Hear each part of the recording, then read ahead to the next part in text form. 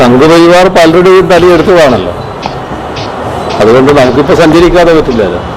അമിത്ഷാ കേരളത്തിൽ വന്ന് ഒരു പ്രഖ്യാപനം, ആ പ്രഖ്യാപനത്തിൽ പറഞ്ഞത് സർക്കാരിന്റെ വലിച്ചക്ക് താഴേക്ക് കളിയുന്ന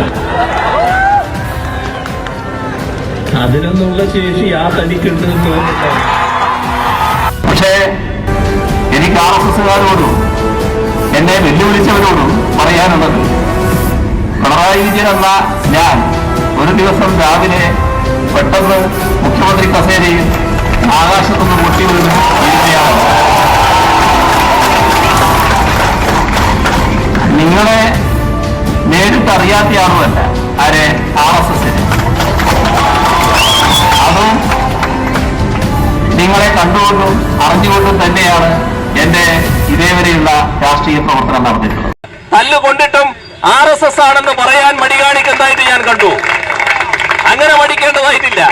സ്വാഗത പ്രസംഗത്തിൽ RSS എന്നൊരു വാക്ക് ഇവിടെ പറഞ്ഞില്ല. എന്തിനാ അങ്ങനെ മടിക്കുന്നു? RSSകാര് വന്നാണല്ലോ തല്ലിയത്. RSSനെ RSS തന്നെ പറയണ്ടേ?